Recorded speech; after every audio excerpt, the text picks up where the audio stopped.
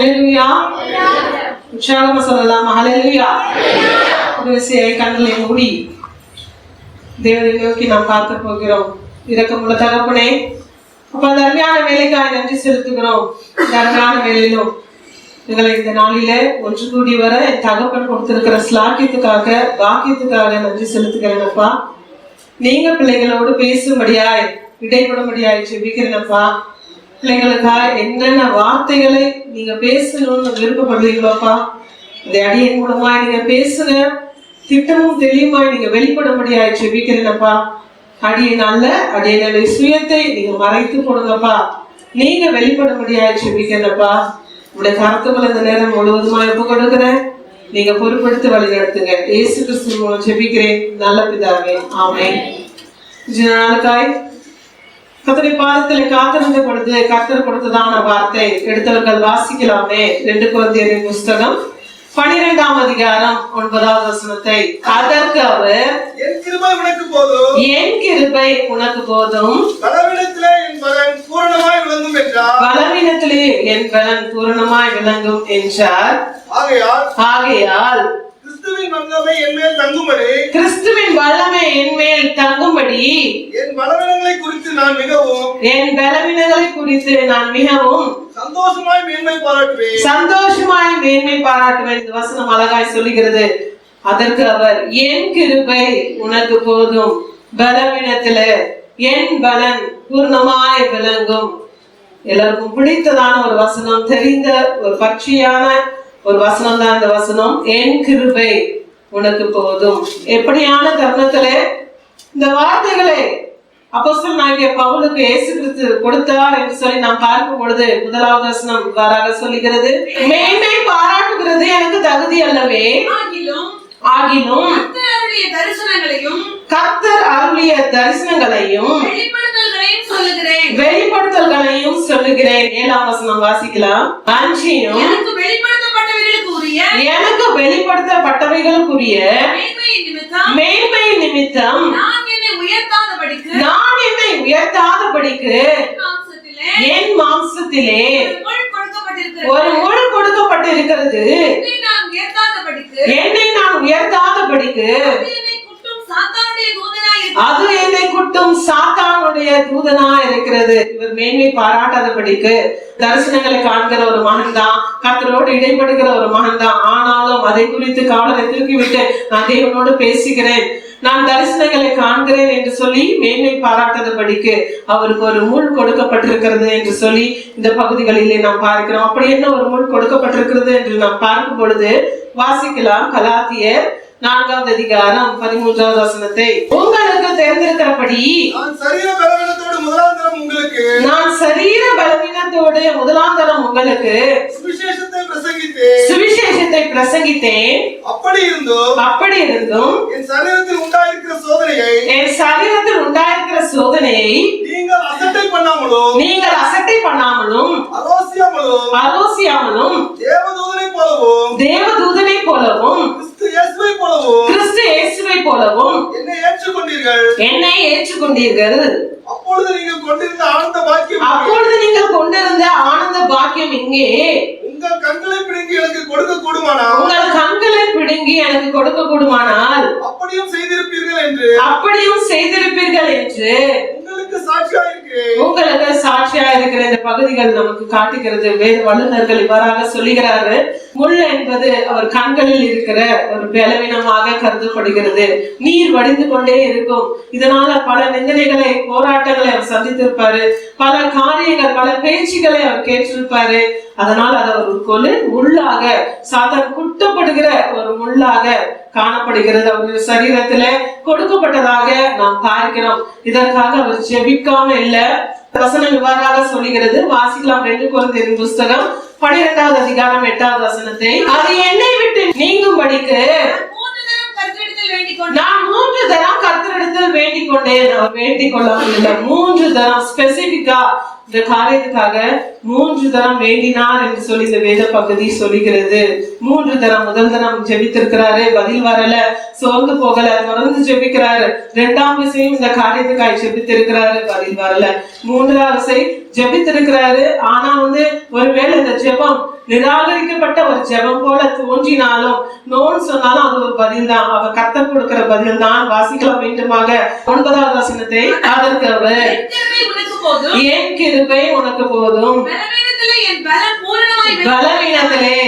பலன் பூரணமாய் விளங்கு. கொடுத்த பதில் என்ன தெரியுமா? இப்படிதான் இருப்ப, இதோடதான் நீ கடந்து போவ. இந்த முள் உனக்கு குட்டுகிற சாத்தானதான் காணப்படும். ஏன்னா உன்னை நீ எப்பொழுதுமே மேன்மை பாராட்டவே கூடாது, பெருமையா உன் காலத்தை தூக்கி விட்டு ஆடவே கூடாது என்பதற்காக இது உனக்கு கொடுக்கப்பட்டிருக்கிறது. ஆனாலும் என்னுடைய கிருபை உனக்கு போதுமானதாய் காணப்படுகிறது என்பதாக இந்த வேத வசனங்கள் சொல்லுகிறது. ஒரு பிரச்சனை, போராட்டம் ஒருவேளை உங்களுக்கும் காணப்படுகிறதா? இந்த பிரச்சனைக்கு ஒரு முடிவே இல்லைன்னு சொல்லி யோசித்து கொண்டே இருக்கிறீங்களா? கர்த்தருடைய கிருபை உங்களுக்கு போதுமானதாய் காணப்படும். கர்த்தருடைய கிருபை உங்களுக்கு போதுமானதாய் காணப்படும். கர்த்தருடைய கிருபை இல்லைன்னா நாம் இந்த நாளில் நிலைத்து நிற்போமா என்பதே ஒரு கேள்விக்குறிதான். கர்த்தருடைய கிருபை இல்லைன்னா நாம் நடக்க முடியுமா, ஓட முடியுமா, எல்லா காரியத்தையும் செய்ய முடியுமா என்பதே ஒரு கேள்விக்குறிதான். கிருபை என்று சொல்லும் பொழுது பல காரியங்களை சொல்லிக் கொண்டே இருக்கிறாங்க. தகுதி இல்லாதவர்களுக்கு கொடுக்கப்படுகிறது தான் கிருபை சொல்றாங்க. அப்படி இல்லவே இல்லைங்க. வேத வசனம் இவ்வாறாக சொல்லுகிறது. வாசிக்கலாம். ரோமரின் புஸ்தகம் 3வது அதிகாரம் 24வது வசனத்தை. இலவசமாய் அவருடைய கிருபையினாலே கிறிஸ்து இயேசுவிலுள்ள மீட்பை கொண்டு நீதிமான்கள் ஆக்கப்படுகிறார்கள். கிருபை யாருக்கு கொடுக்கப்பட்டிருக்கிறதா? தேவனுடைய பிள்ளைகளுக்கு கொடுக்கப்படுறதுதான் கிருபை. நீங்க தேவனுடைய பிள்ளையா இருப்பீர்கள் ஆனா நிச்சயமாக கிருபை உங்களை லீட் பண்ணும், கிருபை உங்களை நடத்தும். தேவனுடைய கிருபை உங்களுக்கு எப்பொழுதுமே போதுமானதாய் காணப்படும். இன்னொரு வேத வசனம் சொல்லுகிறது. எபேசியரின் புஸ்தகம் 2வது அதிகாரம் 5ஆம் வசனத்தை வாசிக்கலாமே. அக்கிரமங்களில் மரித்தவர்களா இருந்த நம்மை கிறிஸ்துவுடனே கூட உயிர்ப்பித்தார். கிருபையினாலே ரட்சிக்கப்பட்டீர்கள். கிருபையினாலே, அவருடைய கிருபை இருந்ததுனாலதான் நாம ரட்சிக்கப்பட்டிருக்கிறோம். நாம் ரட்சிக்கப்பட்டதுனாலதான் அவருடைய கிருபை நம் மீது காணப்பட்டது, மற்றபடி அல்லவே இல்லை. எத்தனை கோடி ஜனங்கள் இருக்கிறாங்க, எத்தனை கோடி ஜனங்கள் இருக்கிறாங்க. உங்களையும் என்னையும் கர்த்தர் பிக் பண்ணி எடுத்திருக்கிறாரு, யூனிக்கா பிக் பண்ணி இருக்கிறாரு. அத்தனை பேருக்கும் கிருபை அளிக்கவே இல்லைங்க. உங்களுக்கும் எனக்கும் நீங்க கர்த்தருடைய பிள்ளையா இருப்பீர்கள் ஆனால், நீதிமான்களா இருப்பீர்கள் ஆனால், கர்த்தரால் ரட்சிக்கப்பட்ட பிள்ளைகளா நீங்க இருப்பீர்கள் ஆனால் நிச்சயமாகவே கர்த்தருடைய கிருபை உங்களுக்கு போதுமானதாய் காணப்படும். வாசிக்கலாம். எபேசியர் 2:8ஆம் வசனத்தை. கிருபையினாலே விசுவாசத்தை கொண்டு ரட்சிக்கப்பட்டீர்கள். இது உங்களால் உண்டானதல்ல, இது தேவனுடைய ஈவு, கர்த்தருடைய ஈவுங்க. நாம் ரட்சிக்கப்பட்டிருக்கிறோமா? நீங்க தேவனுடைய பிள்ளையாய் மாற்றப்பட்டிருக்கிறீங்களா? உங்களை சூஸ் பண்ணிருக்காரா? நிச்சயமாகவே அது கர்த்தருக்கு நமக்கு கொடுத்திருக்க ஈவு. அவருடைய கிருபை போதுமானது. அவருக்கு ஒரு முள்ளு கொடுக்கப்பட்டிருக்கிறது. தேவனுடைய மனுஷன் தான், தரிசனங்களை பார்த்த மனுஷன் தான், எத்தனை தேவனோடு பேசுகிற மனுஷன் தான், தேவனோடு உருவாடுகிற மனுஷன் தான். அவருக்கு கிருபை போதுமானதா இருந்தது. நிச்சயமாகவே தேவனுடைய பிள்ளையாய் நீதிமான்களாய் நீங்க இருப்பீர்களானால், ரட்சிக்கப்பட்ட பிள்ளைகளாய் நீங்க இருப்பீர்களானால் நிச்சயமாகவே அவருக்கு கொடுத்தது போல அவருடைய கிருபை உங்களுக்குள்ளவும் போதுமானதாய் காணப்படும். தேவ பிள்ளைகளை, முள்ளா எந்த காரியங்கள் குத்தி கொண்டிருந்தாலும், முள்ளா எந்த காரியங்கள் உங்களுக்கு குத்தி கொண்டிருந்தாலும், எத்தனை விதமான பிரச்சனை மாறி மாறி மாறி விதவிதமாக வந்தாலும் கர்த்தர் நிச்சயமாகவே அவருடைய கிருபையை கொண்டு நிச்சயமாகவே வழி நடத்துவார். நீங்க யோசிக்கலாம், என்னுடைய சுயமாய் நான் செய்து விட்டேன், என்னுடைய காரியமாய் நான் இந்த லெவல்ல இருக்கேன்னா, என்னுடைய காரியம் தான், என்னோட படிப்பு தான், என்னுடைய ஞானம் தான் சொல்லி நீங்க யோசிக்கலாம். இல்லவே இல்லை. அதுக்கு பின்பாக அவருடைய காரணம் இருந்ததுங்க. அதற்கு பின்பாக கர்த்தருடைய காரணம், கர்த்தருடைய கிருபை நடத்தி கொண்டே இருந்தது. எல்லா பேசேஜும் எல்லா வேஸையும் அவர் கிளியர் பண்ணி கொடுத்தாரு. நீங்க முன்னாடி போறீங்க, கர்த்தருடைய கரம் பின்னாடி இருந்து கைட் பண்ணிட்டே இருக்குது. யோசித்து பாருங்க, நீங்க கடந்து வந்த ஒவ்வொரு பாதைகளையும் யோசித்து பாருங்க. கர்த்தருடைய கிருபை எப்படியாய் தாங்கிச்சு, கர்த்தருடைய கிருபை, கர்த்தருடைய கரம் எப்படியாய் தாங்கிச்சு. தேவனுடைய பிள்ளையா நீங்க மாறின பிறகுதான் அதை உணர்ந்தீங்க. யோசித்து பாருங்க. ஒரு நாளும் தேவனை விட்டு விலகவே செய்யாதீங்க. தேவன் இல்லைன்னா நாம் ஒன்றுமே இல்லை, தேவன் இல்லைன்னா நாம் ஜீரோ தான், தேவன் இல்லைன்னா ஜீரோ, நத்திங், ஒண்ணுமே கிடையாது.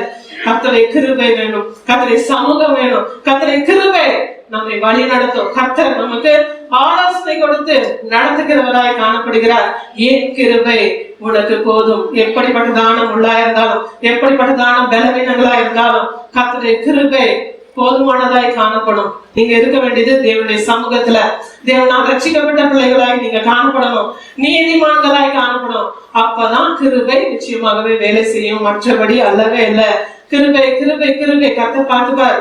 கரெக்ட் தான், நீங்க கர்த்தருடைய பிள்ளையார், கர்த்தருடைய கரத்துல நீங்க இருக்கும் பொழுதுதான் நிச்சயமாகவே கிருபை வேலை செய்யும், மற்றபடி இருக்கவே இருக்காது. உங்களுக்கு தோல்விகளும் போராட்டங்களும் இருந்து கொண்டேதான் இருக்கும். நிச்சயமாகவே உலகத்தின் முடிவு பகுதியிலும் உபத்திரம் உண்டுதான். பிரச்சனை போராட்டம் இல்லாம இருக்கவே செய்யாது. ஸ்மூத்தான லைஃப் எப்பொழுதுமே இருக்காது. till the end போராட்டம் இருந்து கொண்டேதான் இருக்கும். ப்ராப்ளம்ஸ் ஒண்ணு மாத்தி ஒண்ணு வந்து கொண்டேதான் இருக்கும். பல தருணங்களிலே பல காரியங்களிலே வந்து கொண்டேதான் இருக்கும். ஆனாலும் தேவன் கரத்துக்குள்ள எவன் ஒருவன் இருக்கிறானோ அவன் நிச்சயமாகவே கிருபையினாலே நடத்தப்படுவான். தேவ பிள்ளைகளே, இவருக்காவது பதில் வந்துருச்சுங்க, அவனுக்காவது பதில் வந்துருச்சு. என் கிருபை உனக்கு போதும், உன்னுடைய பலவீனத்தை என் பலன் பூர்ணமாய் விலகும் என்று சொல்லி இந்த பதிலை பெற்றுக்கொண்டார். தேவனுடைய சமூகத்துல காத்திருந்தான். ஆனா யோபு யோசிச்சு பாருங்க, எத்தனை விதமான போராட்டம். வாசிக்கலாம் யோபு 1:1. ஊஸ் தேசத்தில் யோபு என்னும் பெயர் கொண்ட ஒரு மனுஷன் இருந்தான். யோபு என்னும் பெயர் கொண்ட ஒரு மனுஷன் இருந்தான். அந்த மனுஷன் உத்தமனும் சன்மார்க்கனும் தேவனுக்கு பயந்து பொல்லாப்புக்கு விலகுகிற மனுஷனா இருந்தான். ஊஸ் தேசத்துல யோபுன்னு ஒரு மனுஷன் இருந்தான். தேவ பக்தி உள்ளவன், பொல்லாப்புக்கு விலகுகிற மனுஷன் தான், உத்தமன் தான் வேதம் சொல்லுகிறது. கர்த்தரே சாட்சி கொடுக்கிறாங்க, என்னுடைய மகன் என்னுடைய பிள்ளை என்று சொல்லி சாட்சி கொடுக்கிறார். சாத்தான் அவர்கிட்ட பெர்மிஷன் கேட்டு துன்பப்படுத்துகிறது. அவருக்கு முள்ளாய் காணப்பட்டது. ஒரே நாள்ல எல்லாவற்றையும் இழந்தாரு. அந்த பவுலுக்கு பதில் கிடைத்தது. இவருக்கு என்ன நடக்குதுன்னே தெரியல, என்ன இப்படி ஆயிட்டு ஒண்ணுமே தெரியல, எல்லாமே பசிமா இருக்குதான், எல்லாமே ஒரே நாள்ல எல்லாமே இழந்து விட்டானே. ஆனாலும் தேவனை மறுதளிக்கவே இல்லை. தேவனை நிதானமாய் பேசினார். நண்பர்களுக்கு குறை சொல்லவே இல்லை. அவருடைய மனைவி கூட குறை சொன்னாங்க. ஜீவனை விடும், இன்னுமா நீ உத்தமத்துல காத்திருக்கிறீரு, நீ ஜீவனை விடும், தேவனை தூஷித்து ஜீவனை விடும் சொல்லி மனைவி கூட சொன்னாங்க. ஒருவேளை அவருடைய அக்கறையில கூட சொல்லியிருக்கலாம், இப்படி பாடுபடுறாரு என்று சொல்லி கூட சொல்லியிருக்கலாம். ஆனாலும் அவர் ஒரு நாளும் மறுதளித்துதான், அவர் புலமினதான் இந்த வேத பகுதிகளில நாம் பார்க்கவே இல்லை. கடைசியில இரட்டத்தனையான ஆசீர்வாதங்களை பெற்றுக்கொண்டாரு. பொறுமையோடு காத்திருந்தாரு.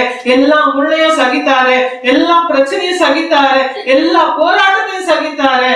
இந்த நாளில தேவனுடைய சமூகத்தில் வந்திருக்கிற நீங்கள் எத்தனை விதமான போராட்டங்களா இருந்தாலும் சரி, ஒருவேளை நாங்கள் அறியாமல் இருக்கலாம், தேவன் அறிந்திருக்கிறார். தேவன் அறிந்திருக்கிறார். உங்களுடைய உள்ளத்தில் உள்ள ஆழங்களில் காணப்படுகிற எல்லா காயங்கள், எல்லா போராட்டங்கள், எல்லா கண்ணீரையும் கர்த்தர் அறிந்திருக்கிறாங்க. நிச்சயமாகவே அவருடைய கிருபை போதுமானதாய் காணப்படும். தேவனுடைய பிள்ளைகளா நீங்க இருப்பீர்களானா, நீதிமான்களா நீங்கள் இருப்பீர்களானா, ரட்சிக்கப்பட்ட தேவனுடைய பிள்ளைகளா இருப்பீர்களானா, நிச்சயமாகவே அவருடைய கிருபை போதுமானதாய் காணப்படும். எல்லா நேரத்திலையும் தோல்வியான நேரத்திலும் கர்த்தருடைய கிருபை உங்களுக்கு போதுமானதாய் காணப்படும். கிருபை யாருக்கெல்லாம் கர்த்தர் கொடுக்கிறார் என்று சொல்லி நாம் பார்க்கும் பொழுது நெகேமியாவின் புஸ்தகம் 1வது அதிகாரம் 5வது வசனம் இவ்வாறாக சொல்லுகிறது. வாசிக்கலாம். பரலோகத்தின் தேவனாகிய கர்த்தாவே, உம்மில் அன்பு கூர்ந்து உம்முடைய கற்பனைகளை கைக்கொள்கிறவர்களுக்கு உடன்படிக்கையையும் கிருபையையும் காக்கிற மகத்துவமும் பயங்கரமான தேவனே. பாருங்க, தேவனாகி கர்த்தா உண்மையில அன்பு கொண்டு உடைய கற்பனைகளை கைக்கொள்கிறவர்களுக்கு கிருபை இருக்குங்க. கர்த்தருடைய கற்பனைகளை கைக்கொள்கிறவர்களா நீங்க இருப்பீங்கன்னா நிச்சயமாகவே கிருபை உங்களுக்கு வேலை செய்யும். கர்த்தருடைய கற்பனைகளை கைக்கொள்கிறவராக இருக்கணும். ரட்சிக்கப்பட்ட பிள்ளைகளாய் மாற்றப்பட்ட பிறகு அவருக்கு அருமையில் அன்பு கூர்ந்து கர்த்தருடைய கற்பனைகளை கைக்கொள்கிறவர்களுக்கு உடன்படிக்கையையும் கிருபையும் காக்கிற மகத்துவம் பயங்கரமான தேவன். அவர் கிருபை காக்க வல்லவர். கற்பனைகளை கை கொள்ள வேண்டும். கர்த்தர் விதித்த அத்தனை கற்பனைகளையும் நியமங்களையும் நிச்சயமாக கை கொள்கிற மனுஷியாய் நீங்க இருப்பீங்கன்னா நிச்சயமாகவே உங்களுக்குள்ள கிருபை காணப்படும். சங்கீதத்தின் புஸ்தகம் 32:10 இவ்வாறாக சொல்லுகிறது. வாசிக்கலாமே. துன்மார்க்கனுக்கு அநேக வேதனைகள் உண்டு, கர்த்தரை நம்பி இருக்கிறவனையோ கிருபை சூழ்ந்து கொள்ளும். கர்த்தரை நம்புகிற மனுஷியாய் நீங்கள் காணப்படுவீர்கள். ஆனால் நிச்சயமாகவே உங்களுக்கு கிருபை சூழ்ந்து கொள்ளும். கர்த்தர் கொடுக்கிற கிருபை நிச்சயமாய் உங்களுக்கு உண்டு. நீங்க தேவனுடைய மனுஷனா காணப்படும் பொழுது அவருடைய கற்பனைகளை அவருடைய உடன்படிக்கையை முழுவதுமாய் கை கொள்ளுகிற மனுஷிய நீங்க இருக்கும் பொழுது அவரை முழுமையாய் நம்புகிற மனுஷனாய் மனுஷியாய் நீங்க இருப்பீர்களானா நிச்சயமாய் கர்த்தர் உங்களுக்கு கிருபைகளை கொடுக்கிறவராய் இருக்கிறார். ரட்சிக்கப்பட்டுட்டேன் அவ்வளவுதான், இதோட சரி, நான் தேடுறது கிடையாது, கை கொடுக்கிறது கிடையாது, இருக்கவே கூடாது. கர்த்தருடைய கற்பனைகள், கர்த்தர் கொடுத்திருக்கிற அநேக கற்பனைகளை கை கொடுக்கிற பிள்ளைகளாய் காணப்படணும். அவரை நம்புகிற பிள்ளைகளாய் காணப்படணும். பிளைண்டாய் அவரை நம்பணும். பிளைண்டா என்ன சொல்றாரு அதை செய்யணும், கீழ்ப்படியணும். பிளைண்டா நம்பணுங்க. சூழ்நிலை எப்படி வேணாலும் காணப்படலாம். சூழ்நிலை ஒருவேளை நடக்குமா நடக்காதா எதுவுமே தெரியாது. எத்தனை சூழ்நிலை எப்படியாய் மாறுதலாய் காணப்பட்டாலும் கர்த்தர் நினைத்தாரானா நிச்சயமாக எல்லா சூழ்நிலையும் அப்படியே தலைகீழாய் மாற்ற அவர் வல்லவர். அவரால் நிச்சயமாகவே முடியும். எதையும் எப்பொழுதும் எந்த சூழ்நிலையிலும் மாற்றுவார். நீங்க கர்த்தருடைய சமூகத்துல காத்திருக்கும் பொழுதுதான் கர்த்தர் ஆலோசனை கொடுத்து ஒவ்வொரு ஸ்டெப்பாய் கரெக்டா நடத்துவார். குறித்த காலத்துல கர்த்தர் எல்லாவற்றையும் நிறைவேற்ற வல்லவர். ஒருவேளை டைம் பீரியட் ஒருவேளை பாரமாய் காணப்படலாம். இவ்வளவு நாள் நான் வெயிட் பண்ண வேண்டியது இருக்கேன், இவ்வளவு பிரச்சனை காணப்படுகிறது, தொடர்ந்து எது வரைக்கும் என்று சொல்லி ஒருவேளை புலம்பிக் கொண்டே இருக்கலாம். கர்த்தர் நிச்சயமாகவே அவரோடு ஒரு க்ளோஸ் ரிலேஷன்ஷிப்புக்குள்ள வரணும்ன்றதுக்காக தான் ஒருவேளை பிரச்சனைகளை, முள்ளாய் காணப்படுகிற பிரச்சனைகளை உங்களுக்கு கொடுத்திருக்கலாங்க. கர்த்தர் சொல்லுகிறார், என் கிருபை உனக்கு போதும், என் கிருபை உனக்கு போதும், என் கிருபை உனக்கு போதுமானதா till the end காணப்படும். நீங்க கர்த்தருடைய சமூகத்துல கர்த்தருடைய கற்பனைகளை கை கொள்ளுகிற பிள்ளைகளா நீங்க இருப்பீங்கன்னா, கர்த்தரை விசுவாசிக்கிறவர்களா நீதிமான்களா இருப்பீங்கன்னா, நிச்சயமாகவே நம்பி இருக்கிறவர்களா இருப்பீங்கன்னா நிச்சயமாகவே அவருடைய கிருபை உங்களுக்கு போதுமானதாய் காணப்படும். நீங்க கலங்க வேண்டியது இல்லை. எந்த பிரச்சனையை கொண்டும் யோசித்தும் அஞ்ச வேண்டிய அவசியமே இல்லை. கர்த்தருடைய கிருபை போதுமானதாய் காணப்படும். தெய்வ பிள்ளைகளை நீங்க கலங்காதீங்க, பயப்படாதீங்க. இந்த சூழ்நிலை இந்த எந்த எப்படி போவோம் தெரியல, யோசிக்காதீங்க. கர்த்தருடைய கிருபை போதுமானதாய் காணப்படும். கர்த்தருடைய கிருபை எப்பொழுதுமே போதுமானதாய் காணப்படும். நீங்க தேவனுடைய பிள்ளையா மாத்திரம் இருங்க. கர்த்தரை பிடித்துக் கொள்ளுங்க, ஸ்ட்ராங்கா பிடிக்கும் பொழுது எதுவும் உங்களை சேதப்படுத்தவே படுத்தாது. கர்த்தர் உங்களுக்கு முன்பாக நிற்பார். எத்தனை புயல் வந்தாலும் எத்தனை போராட்டம் வந்தாலும் ஃபர்ஸ்ட் அவரை தான் தொடும், நெக்ஸ்ட் தான் உங்களை தொடும். உன்னை தொடுகிறவன் என் கண்ணீர் மணியை தொடுகிறான்னு சொல்லிட்டு தான் வேதம் சொல்லுகிறதே. உங்களை தொடரணும்னு எது யோசித்தாலும், எந்த பிரச்சனையா எந்த போராட்டமும் யோசித்தாலும் ஃபர்ஸ்ட் அவர் ஹீல் பண்ணிப்பார், நெக்ஸ்ட் தான் உங்களுக்கு வரும். ஆனாலும் கவலைப்படாதீங்க. செய்ய வேண்டியது தேவனுடைய பாதம் விடவே கூடாது. தேவனுடைய கற்பனைகளை கை கொண்டு நடக்கணும். எப்பொழுதுமே கிருபை பார்த்துருவோம், ஆண்டவரை நடத்துவார் அப்படி இல்லவே இல்லை. தேவனுடைய மனுஷியாய் நீங்க இருக்க வேணும். அப்பதான் கிருபை வேலை செய்யும். மற்றபடி கிருபை உங்களுக்கு கிடையவே கிடையாது. கிருபை வேணுமா, தேவனுடைய கிருபை வேணுமா, தேவன் கண்களில தயவு வேணுமா, நிச்சயமாகவே தேவனுடைய பிள்ளையாய் நீங்க மாற்றப்படணும். இதுவரைக்கும் அப்படி இல்லைன்னா இப்பொழுது கூட கர்த்தர் அதை செய்வாங்க. நீங்க ஒப்பு கொடுக்கும் பொழுது முழு மனதோடு ஒப்பு கொடுக்கும் பொழுது இருதயத்தை அறிந்திருக்கிறவர் ஆண்டவர். முழு மனதோடு மனம் கசந்து அழுது, ஆண்டவரே எனக்கு நீங்க இறங்குங்க, இவ்வளவு நாள் அப்படி இல்லை, இன்றைக்கு எனக்கு கிருபையை தாங்கப்பா, உங்களுடைய கிருபையை எனக்கு தாங்க. எதிர்ச்சியா நான் இங்க வரல, என்னை ஒரு நோக்கத்தோடையே தேர்ந்தெடுத்திருக்கீங்க. எத்தனையோ கோடி ஜனங்கள் இருக்கிற மத்தியில என்னை ஒரு நோக்கத்தோடையே தேர்ந்தெடுத்திருக்கீங்கன்னு யோசித்து நீங்க இந்த நாளில ஒப்பு கொடுப்பீங்களானா நிச்சயமாய் கர்த்தருடைய கிருபை உங்களுக்கு காணப்படும். தேவ பிள்ளைகளை வாசிக்கலாமே. 103வது சங்கீதம் 11வது வசனத்தை, பூமிக்கு வானம் எவ்வளவு உயரமாய் காணப்படுகிறதோ அவருக்கு பயப்படுகிறவர்கள் மேல் அவருடைய கிருபையும் அவ்வளவு பெரிதா இருக்கிறது. வேத வசனம் அழகா சொல்லுகிறது பாருங்க.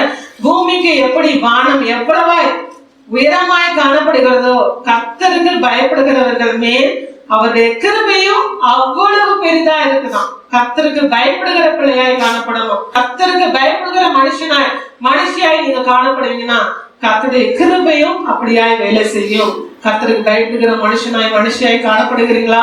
கர்த்தருக்கு பயப்படுகிற பயம் காணப்படுகிறதா? இந்த காலகட்டங்களில் எல்லாமே குறைந்து கொண்டேதான் காணப்படுகிறது. கர்த்தருக்கு பயப்படுகிற பயம் அநேகருக்கு பார்க்கவே முடியல. நேரம் இல்லை என்பதாக தான் அநேக வேலையில கர்த்தரை தான் ஒதுக்குறாங்க, மற்ற வேலைகளை ஒதுக்குறாங்களா? கிடையவே கிடையாது.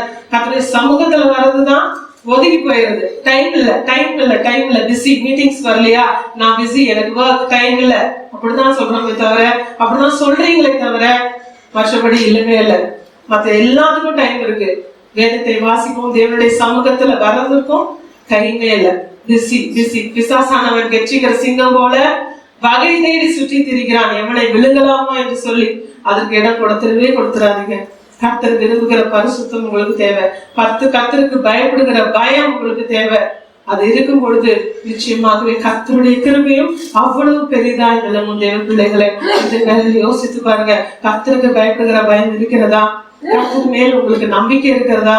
நான் எதிர் மேல் நம்பிக்கை காணப்படுகிறது. ஒருவேளை இந்த பணம், இந்த வேலையில ஜாயின் பண்ணிட்டேனா, இந்த காரியங்களை நான் செஞ்சுட்டேனா, இதை செய்துட்டேனா, இந்த கோர்ஸை படிச்சுட்டேனா, பிரைட்டா இருக்கும்னு யோசிக்கிறீங்களா? இல்லவே இல்லை. கர்த்தர் மேல் நம்பிக்கை வைக்கும் பொழுது நிச்சயமாகவே முடிவு உண்டு.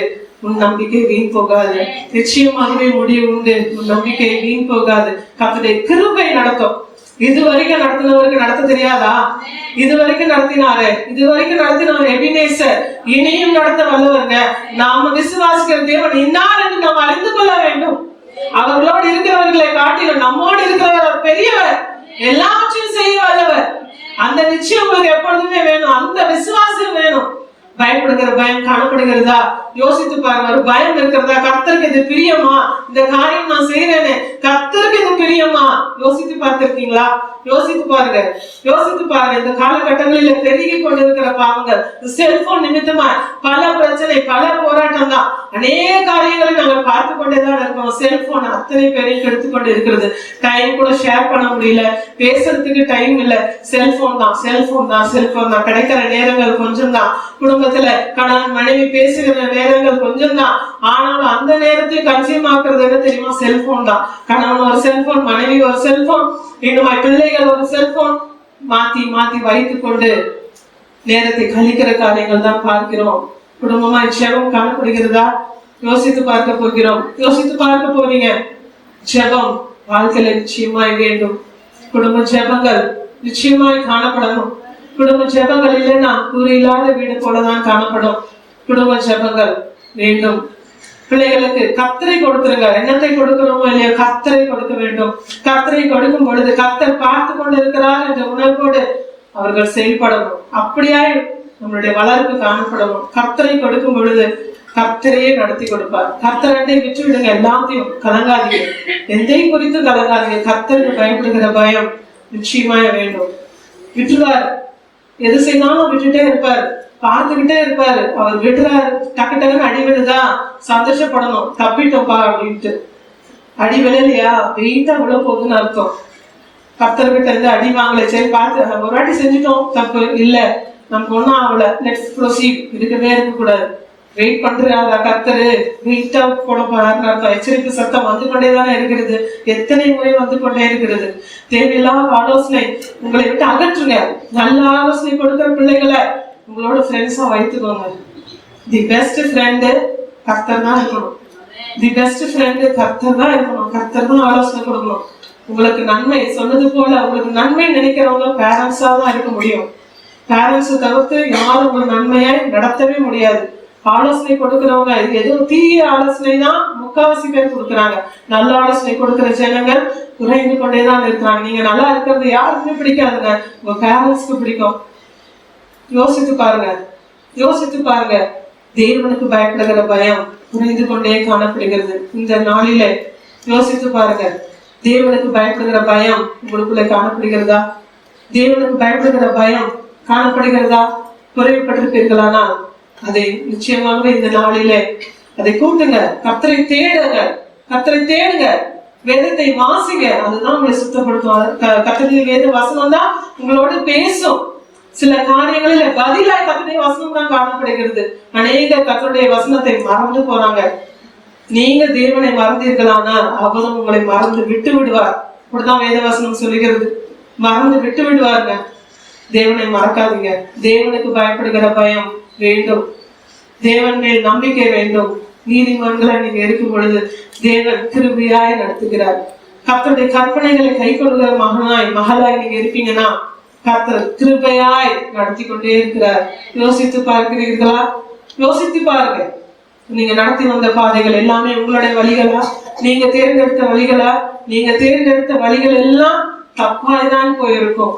கர்த்தர் ஒரு மனுஷியை நடத்துவாரானால், கர்த்தருடைய கிருபை ஒரு மனுஷியை நடத்துமானால், அதுதான் பெஸ்டாய் காணப்படும், அதுதான் பிளஸிங் ஆய் காணப்படும், அதுதான் ஆசீர்வாதத்தை உண்டு பண்ணுகிறதாய் காணப்படும். நீங்க தேர்ந்தெடுக்கிற வழிகள் எல்லாம் தப்பாய் தான் போய் முடியும். கர்த்தருடைய சித்தத்தை நிறைவேற்றுகிற பிள்ளைகளாய் காணப்படுங்க. கர்த்தருடைய சித்தம் விளங்கினால் மாத்திரம்தான், கர்த்தருடைய சித்தம் என்ன என்று யோசித்து அதன்படி நடக்கிற பிள்ளைகளாய் காணப்படுங்க. கர்த்தருக்கு பயப்படுகிற பயம் நிச்சயமாய் வேண்டும். கர்த்தருக்கு பயப்படுகிற பயம் நிச்சயமாய் வேண்டும். இந்த கிருபையினாலே என்னென்ன காரியங்கள் நமக்கு கிடைக்கிறது என்று சொல்லி நாம் பார்க்கும் பொழுது வாசிக்கலாம். முதலாவதாக 2 கொரிந்தியர் 12வது அதிகாரம் 9வது வசனத்தை மீண்டுமாக. அதற்கு அவர், என் கிருபை உனக்கு போதும், பலவீனத்திலே என் பலம் பூரணமாய் விளங்கும் என்றார். பாருங்க, இந்த கிருபையினால முதலாவதாக நமக்கு கிடைக்கிற காரியம் பலவீனத்திலே பலம் பூரணமாய் விளங்கும். கர்த்தருடைய கிருபையினாலே நமக்கு பலன் கொள்வோம். எனக்கு பலனே இல்லை என்று யோசிக்கிறீங்களா? கர்த்தருடைய கிருபை உங்களுக்கு இருக்குமானால், நீங்க தேவனுடைய பிள்ளையா இருப்பீர்களானா, நீதிமான்களா இருப்பீர்களானா, தேவனுடைய கட்டளைகளை கை கொள்கிற மகளாய் இருப்பீர்களானா, கர்த்தருடைய பலன் உங்களை தாங்கி நடத்தும். கர்த்தருடைய பலன் உங்களை தாங்கி நடத்தும். இம்மட்டுமாய் நடத்தினவர் இனியும் நடத்துவார். இன்னொரு வசனம் இவ்வாறாக சொல்லுகிறது. வாசிக்கலாமே. ஆதியாகமத்தின் புஸ்தகம் 6வது அதிகாரம் 8வது வசனத்தை. நோவாவுக்கோ கர்த்தருடைய கண்களிலே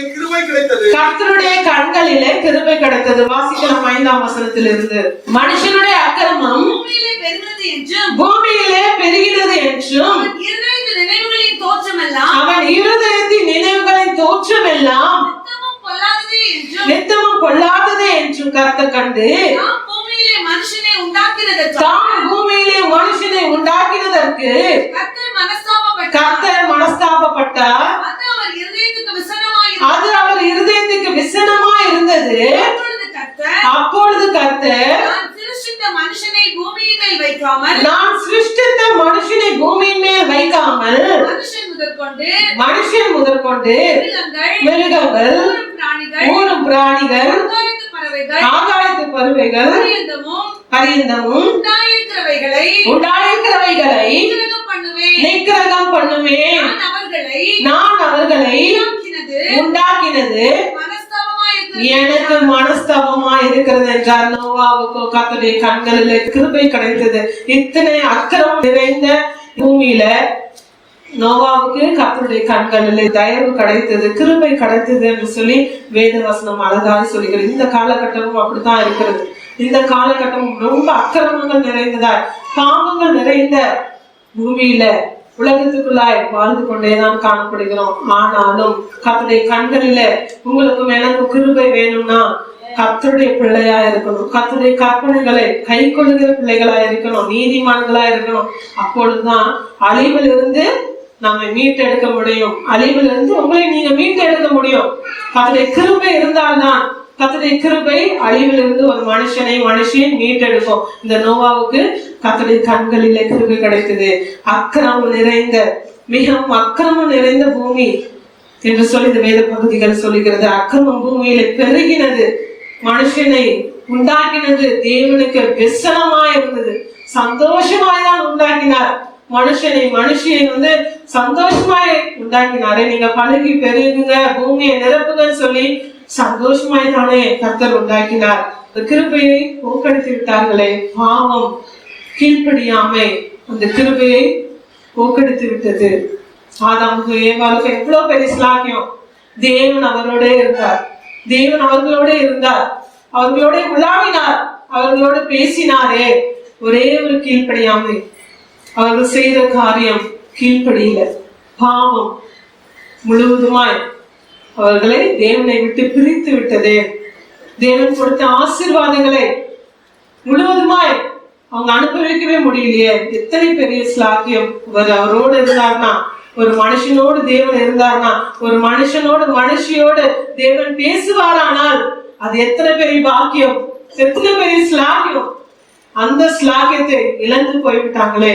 இந்த நாளிலே கீழ்ப்படியாமையினால நீங்க வேலையில கிருபை இழந்து போயிட்டீங்களா? யோசித்து பாருங்க. அங்கேயும் பாருங்க, இந்த பிசாசானவனுடைய ஆலோசனை கேட்டது நிமித்தம் தான்.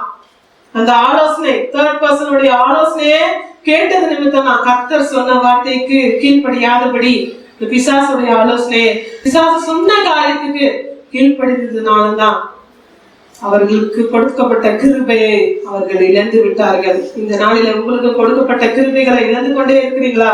யோசித்து பாருங்கள். சற்று இன்றைக்கே மனமாறி விடுங்கள். கர்த்தர் கொடுத்த கிருபையில என்றென்றைக்கும் நிலைத்து நின்ற நோவாவுக்கு கர்த்தருடைய கண்களில கிருபை கிடைத்தது. அக்கிரமம் நிறைந்த நாட்களிலும் அவருக்கும் அவருடைய குடும்பத்தையும் கர்த்தர் அழகாய் பாதுகாத்தாரே. உங்களையும் உங்களுடைய குடும்பத்தையும் கர்த்தர் பாதுகாக்க வேண்டுமா? கர்த்தருடைய கண்களில கிருபை கிடைக்க வேண்டுமா? அவருடைய கற்பனைகளை கை கொள்கிற மனுஷியாய் நீங்க காணப்படுங்க. கர்த்தருக்கு பிரியமாய் வாழ ஒப்பு கொடுங்க. நீதிமான்களாய் நீங்க உங்களை காத்து கொள்ளுங்க. நீதிமான்களாய் பரிசுத்தமானாய் நீங்க காத்து கொள்ளுங்க. நிச்சயமாகவே உங்களுடைய குடும்பமும் நோவாவை போல, அவருடைய குடும்பத்தை போல கர்த்தருடைய கண்களில கிருபை பெற்ற குடும்பமாய் நிச்சயமாகவே கர்த்தர் மாற்றுவார். கர்த்தர் அன்றைக்குள்ள தேவன், என்றென்றைக்கும் சதா காலங்களிலும் நம்மோட இருக்கிற தேவன், என்றென்றைக்கும் மாறாதவரா இருக்கிற தேவன். அவர்களுக்கு ஒண்ணு நமக்கு ஒண்ணு அப்படி இல்லவே இல்லை. கர்த்தர் அவர்களுக்கு கொடுத்திருப்பார்களானா நிச்சயமாகவே உங்களுக்கும் எனக்கும் இதே வேதம் தான், இதே வார்த்தைகள் தான் நிச்சயமாகவே நமக்கு கொடுக்க வல்லவர். நீங்க கர்த்தருடைய கண்களில கிருபை பெற்றவர்களாய் காணப்படணுமா? கர்த்தரையே பிடித்துக்கோங்க. எந்த சூழ்நிலையும், ஒருவேளை வேண்டானா இருக்கும் போதும் சரி, போராட்டங்களில் இருக்கும் போதும் சரி, கர்த்தரை பிடிச்சுக்கோங்க. தூஷிக்காதீங்க, முறுமுறுக்காதீங்க. அநேக வேளையில முறுமுறுப்பு தான் காணப்படுகிறது. என்னத்தை கண்ட? தேவனை தானே தேடி ஓடி வந்த, தேவனுடைய சமூகத்தை தானே தேடி ஓடி வந்த, எனக்கு என்ன கிடைத்தது? யோசிக்காதீங்க. நிச்சயமாக பதில் உண்டு, நிச்சயமாகவே பதில் உண்டு. சோர்ந்து போகாதீங்க. அந்த நோவாக்கு கிடைத்த கிருபை, அவருடைய குடும்பத்துக்கு கிடைத்த கிருபை நிச்சயமாகவே உங்களுக்கு உங்களுடைய குடும்பத்துக்கும் கர்த்தர் கொடுப்பார். நீங்க பரிசுத்தமானாய் காணப்படணும், தேவனுடைய பிள்ளையாய் காணப்படணும், நீதிமானாய் காணப்படணும். கர்த்தருடைய கற்பனைகளை கை கொள்கிற மகளாய் காணப்படும் பொழுது நிச்சயமாகவே நீங்களும் உங்க குடும்பமும் ஆசீர்வதிக்கப்படும் என்ற வேத வசனம் இவ்வாறாக சொல்லுகிறது. வாசிக்கலாமே. ஆதியாகமத்தின் புஸ்தகம் 19வது அதிகாரம் 15வது வசனத்தை விளக்கும் போது அந்த தூதர் லோத்தை நோக்கி பட்டணத்திற்கு வரும் தண்டனைகளில் நீ அழியாதபடிக்கு எழுந்து உன் மனைவியையும் இங்கே இருக்கிற உன் 2 குமாரத்திகளையும் அழைத்து கொண்டு போ என்று சொல்லி அவனை துரிதப்படுத்தினார்கள். அவன் தாமதித்துக் கொண்டிருக்கும் போது கர்த்தர் அவன் மேல் வைத்த இரக்கத்தினாலே அந்த புருஷர் அவன் கையையும் அவன் மனைவியின் கையையும் அவன் 2 குமாரத்திகளின் கையையும் பிடித்து அவனை பட்டணத்திற்கு வெளியே கொண்டு போய் விட்டார்கள். அவர்களை வெளியே கொண்டு போய் விட்ட பின்பு அவர் உன் ஜீவன் தப்ப ஓடிப்போ, பின்னிட்டு பாராதே, இந்த சமபூமியில் எங்கும் நில்லாதே, நீ அழியாதபடிக்கு மலைக்கு ஓடிப்போ என்றார். அதற்கு லோத்து அப்படியல்ல ஆண்டவரே, உமது கண்களில் உமது அடியேனுக்கு கிருபை கிடைத்ததே, என் பிராணனை காக்க தேவரீர் எனக்கு செய்த கிருபையை பெரிதாக விளங்க பண்ணினீர். மலைக்கு ஓடி போக என்னால் முடியாது. தீங்கு என்னை தொடரும், நான் மரித்து போவேன். அதோ அந்த ஊர் இருக்கிறது, நான் அதற்கு ஓடி போகத்தக்கதாய் அது கிட்ட இருக்கிறது, சின்ன தூரமா இருக்கிறது. என் பிராணன் பிழைக்க நான் அங்கே ஓடி போகட்டும், அது சின்ன ஊர் தானே என்றார். அதற்கு அவர் நீ கேட்டுக்கொண்ட ஊரை நான் கவிழ்ந்து போடாதபடிக்கு எந்த விஷயத்திலும் உனக்கு அனுக்கிரகம் பண்ணினேன். இது லோத்தை குறித்ததான பகுதிகள், அனைவருக்கும் தெரிந்த பகுதிகள் தான். தேவதூதன் அவரையும் அவருடைய மனைவி பிள்ளைகள் எல்லாரையும் கைப்பிடித்து வெளியே கொண்டு வந்து, நீங்க தப்பிச்சு ஓடிடுங்க, தேவன் இந்த தேசத்தை அழிக்க போகிறார் என்று சொல்லி சொல்லுகிற காரியங்களை நாம் பார்க்கிறோம். கள்ளத்துடைய பண்ண போகிறார் என்று சொல்லி சொல்லுகிற காரியங்கள் பார்க்கிறோம். அவர் அப்பவும் சொல்றாரு, நான் இங்கெல்லாம் போல, நான் அங்க அந்த ஊருக்கு போறேன்னு சொல்றாரு. அப்பவும் சொல்றாரு பாருங்க, அந்த ஊரையும் நான் அழிக்காதபடி நீ போ, நான் அந்த ஊரையும் நான் உனக்காக அனுக்கிரகம் பண்றேன், நீ அந்த ஊருக்கு போன்னு சொல்லி சொல்லுகிறார். லோத்துக்கு கர்த்தருடைய கண்களிலே கிருபை கிடைத்தது. லோத்துக்கு கிருபை கிடைத்தது. அவரையும் அவருடைய குடும்பத்தை கர்த்தர் பாதுகாத்தாரு. எல்லாவற்றையும் அழித்து போடணும் யோசித்த கர்த்தர் தான். ஆனாலும் தேவனுடைய மனுஷனா இருந்த அந்த நோவாவுக்கு கர்த்தருடைய கண்களில கிருபை கிடைத்தது. இந்த லோத்துக்கும் கர்த்தருடைய கண்களில கிருபை கிடைத்தது. ஆனா கர்த்தருக்கு கீழ்ப்படியாததுனால லோத்தின் மனைவி உப்பு தூணானாள் என்று சொல்லி வருகிற வசனங்களிலே நாம் பார்க்கிறோம். அப்படி இல்லாதபடி கர்த்தருடைய வார்த்தைக்கு கீழ்ப்படுகிற பிள்ளைகளாய் காணப்படும் பொழுது அழிவில் இருந்து தப்பிக்க கர்த்தருடைய கிருபை உங்களுக்கு உதவியா இருக்கும். எத்தனை தருணங்களை அழிக்கும்படியா எத்தனை போராட்டங்கள் வந்தது, எத்தனை பிரச்சனைகள் வந்தது, யோசித்து பாருங்க. அப்படியே நீங்க திரும்பி பார்க்கும் பொழுது நிச்சயமாகவே யாரும் ஸ்மூத்தான லைஃப் எனக்கு சொல்லவே முடியாது. எத்தனை போராட்டம், எத்தனை புயல், எத்தனை காரியங்களில கடந்து வந்திருக்கிறீங்க. அத்தனையிலும் நீங்க தேவனை நோக்கி பார்த்த பொழுது தேவனுடைய கிருபை உங்களுக்கு இருந்ததல்லவா, தேவனுடைய கிருபை உங்களை நடத்தினதல்லவா. யோசித்து பாருங்க. இந்த வேலையில ஒருவேளை நீ கிருபையை இழந்தவர்களாய் காணப்பட்டாலும் மீண்டுமாய் கர்த்தருடைய சமூகத்தை நோக்கி வாருங்க. நிச்சயமாகவே கர்த்தருடைய கிருபை உங்களுக்கு இறங்கும். கர்த்தருடைய கிருபை நிச்சயமாகவே உங்களை வழிநடத்துகிற கிருபையாய் காணப்படும். தேவ பிள்ளைகளே, இந்த வேளையில தேவனுடைய பிள்ளையாய் நீங்க காணப்படும் பொழுது, நீதிமானாய் காணப்படும் பொழுது, கர்த்தருடைய கற்பனைகளை கை கொள்கிற மகனாய் நீங்க காணப்படும் பொழுது நிச்சயமாக கர்த்தருடைய கிருபை உங்களுக்கு போதுமானதாய் காணப்படும். உங்களுடைய குடும்பத்துக்கு கர்த்தருடைய கிருபை போதுமானதாய் காணப்படும். நான் ஜெபித்து என்ன பயன் யோசிக்கவே செய்யாதீங்க. எனக்கு என்ன நடந்தது யோசிக்கவே செய்யாதீங்க. கர்த்தர் ஒரு பாதையின் வழியாய், ஒரு முள்ளின் வழியாய் நடத்துவார். ஆனால் அந்த முச்செடினாலதான் தேவனை தரிசிக்க முடிஞ்சது மோசேக்கு. ஒருவேளை முள்ளின் பாதைகளாய், கரடு முரடான பாதைகளில நீங்க கடந்து வந்தாலும் கர்த்தருடைய கிருபை உங்களுக்கு போதுமானதாய் காணப்படும். நிச்சயமாக கர்த்தர் அதிலே வெளிப்படுவார். முள்ளின் பாதைகள், போராட்டத்தின் பாதைகள், கரடு முரடான பாதைகள் கடந்து வந்தாலும் பரவாயில்ல, அதுலதான் இன்னும் கொஞ்சம் கிட்ட சேர்றதுக்கு அது ஒரு வழிங்க. பிரச்சனையா இருக்கிறதுன்னு யோசிக்காதீங்க. இன்னும் அதிகமா நேரம் கர்த்தருக்காய் செலவிடுங்க. கர்த்தருடைய பாதத்துல செலவிடுங்க. எல்லாமே கர்த்தர் நடத்தி கொடுப்பார். இன்னொரு காரியத்தை வாசிக்கலாம். 2 நாளாகமத்தின் புஸ்தகம் 1ஆம் அதிகாரம் 8வது வசனத்தை.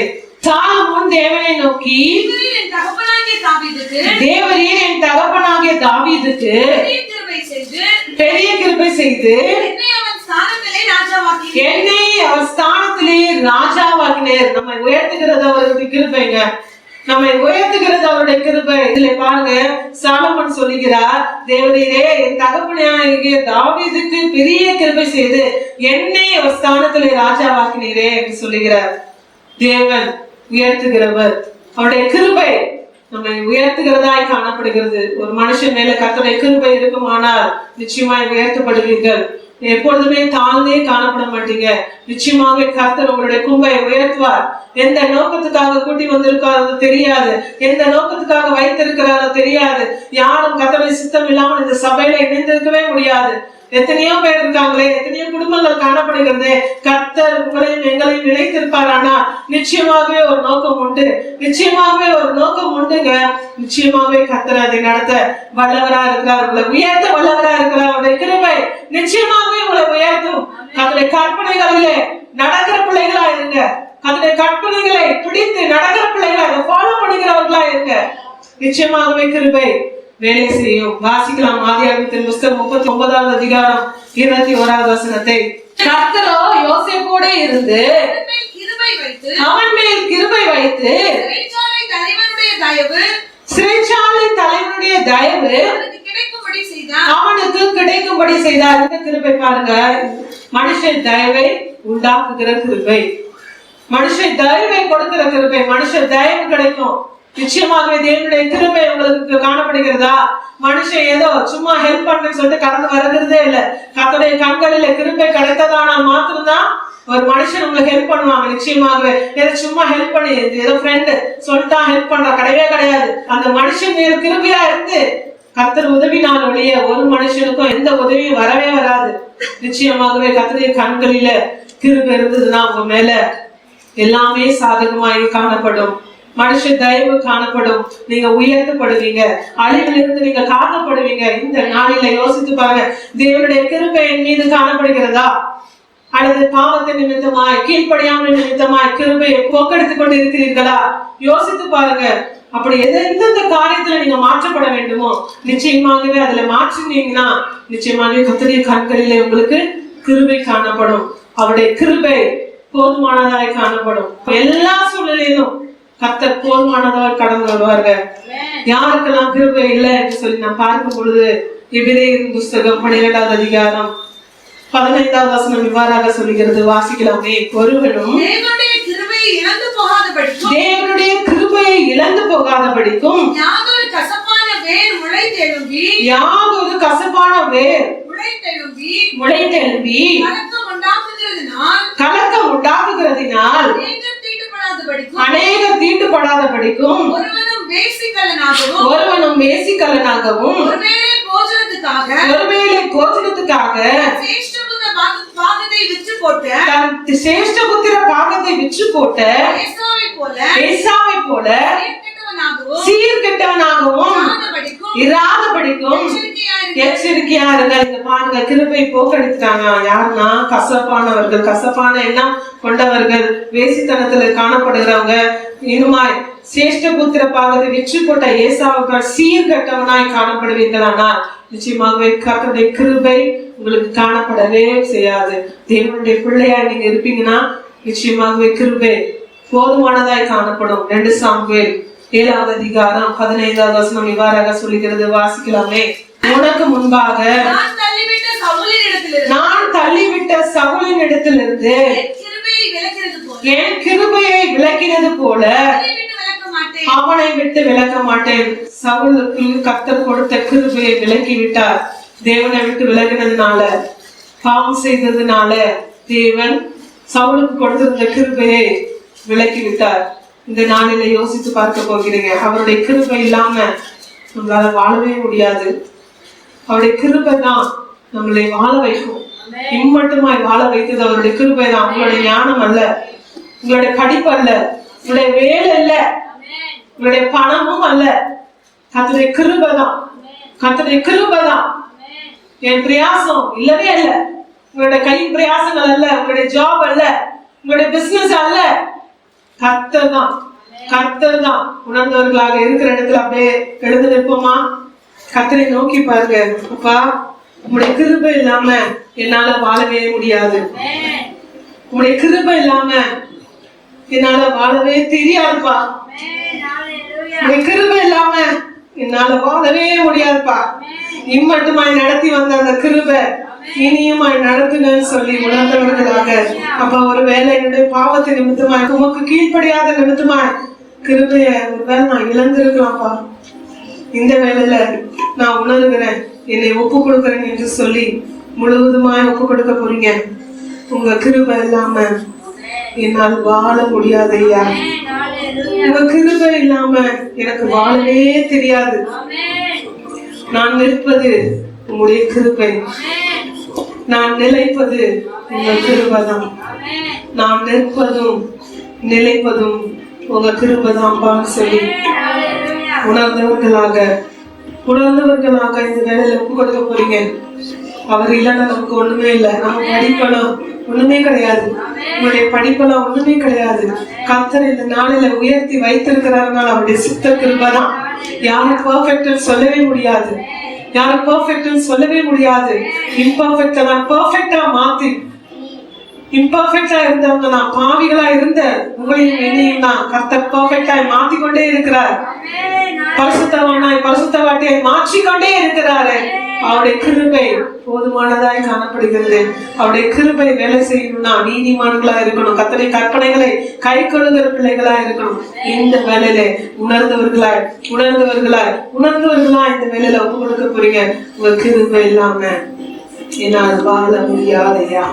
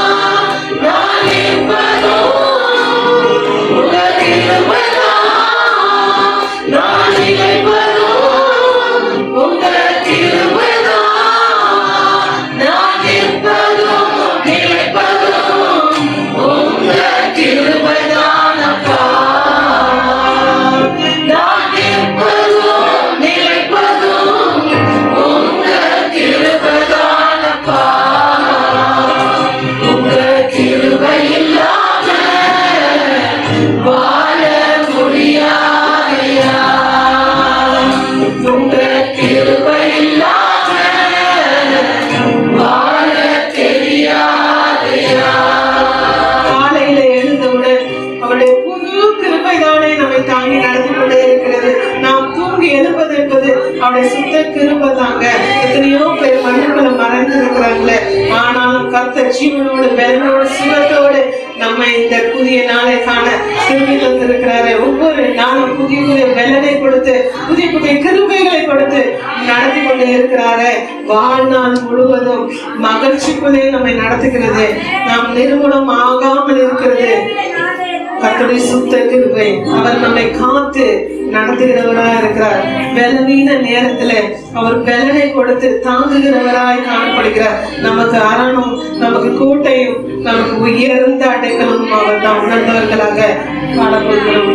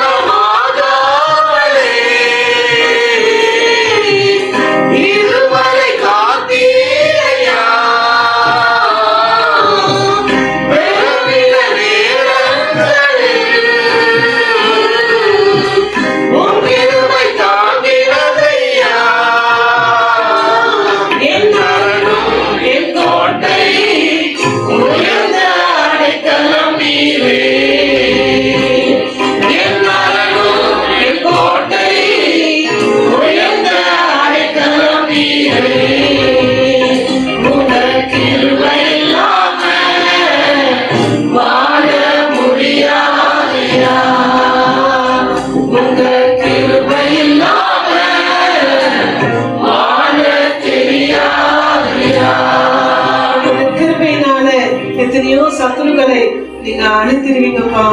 உணர்ந்தவர்களாக ஆத்மாவை சஞ்சலப்படுத்துகிற யாவற்றையும் நீங்க சங்கரிப்பீங்க. நன்றின்னு சொல்ல போகிறோம். உங்களுடைய கிருபை இல்லாம வாழ முடியாதுப்பா. உங்களுடைய அடிமை நானா இருப்பேன்ப்பா சொல்ல போகிறோம். என்னுடைய தெய்வம் என்றென்றைக்கும் என்னுடைய பிதா நீங்க தான், என்னுடைய தெய்வம் நீங்க தான் சொல்லி, என்னுடைய கோட்டை நீங்க தான், என்னுடைய கீழமும் நீங்க தான், எல்லாமே நீங்க தான் சொல்லி உணர்ந்தவர்களாக நாம் பாட போகிறோம்.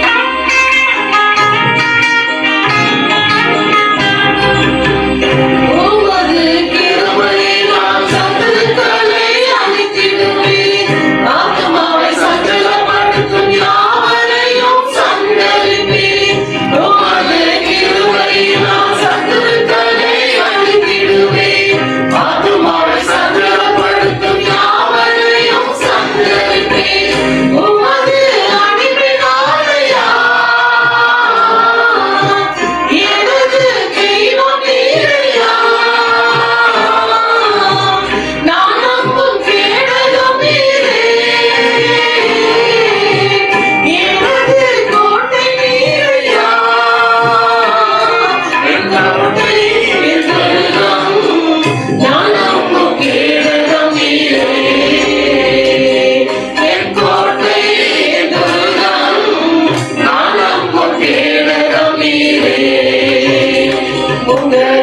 கிருபை இல்லாம வாழ முடியாதையா, உங்க கிருபை இல்லாம வாழ தெரியாதையா.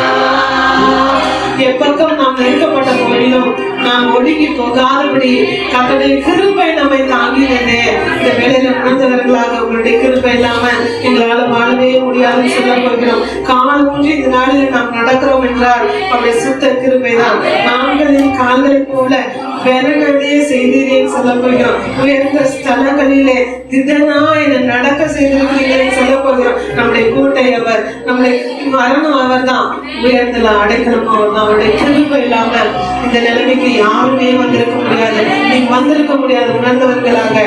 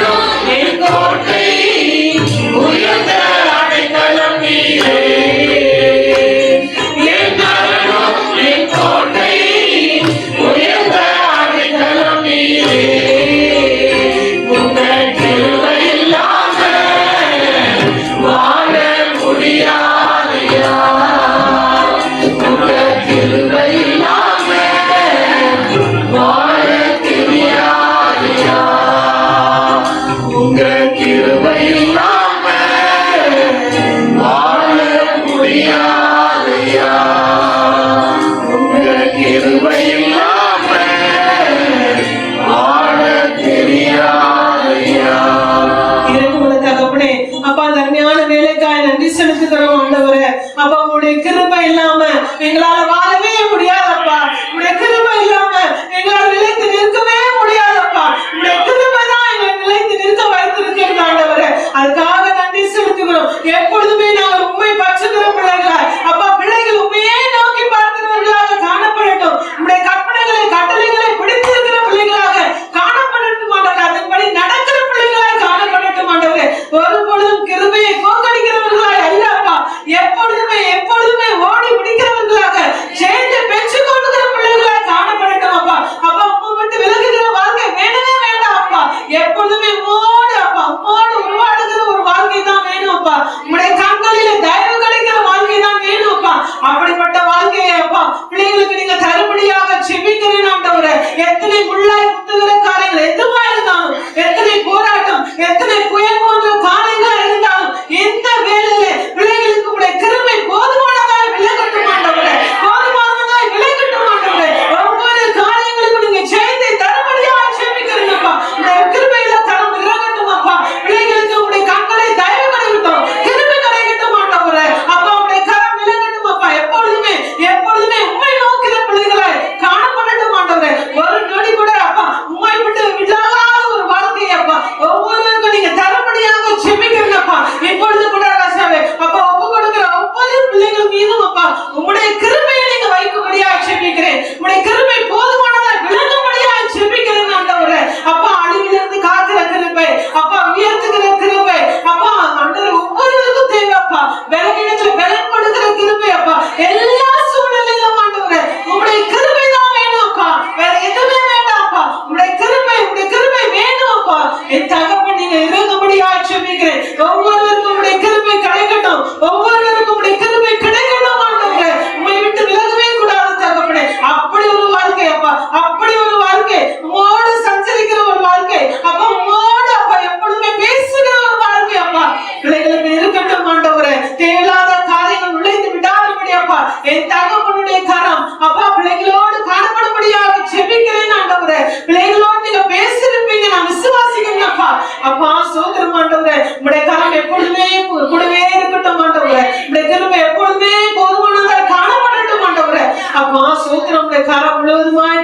வேண்டும். பொறுப்படுத்திக் கொள்ளுங்கப்பா, பொறுப்படுத்திக் கொள்ளுங்க. நீங்க வழி நடத்துங்க. இயேசு கிறிஸ்து மூலம் ஜெபிக்கிறேன் நல்ல பிதாவே, ஆமென். கர்த்தராகிய இயேசு கிறிஸ்துவினுடைய கிருபை, பிதாவாகிய தேவனுடைய அன்பு, பரிசுத்த ஆவியானவருடைய ஐக்கியம் உங்களை சதா காலம் இந்த வார்த்தைகளை உங்கள் வாழ்வில் நிறைவேற்றி நிலைத்திருப்பதாக.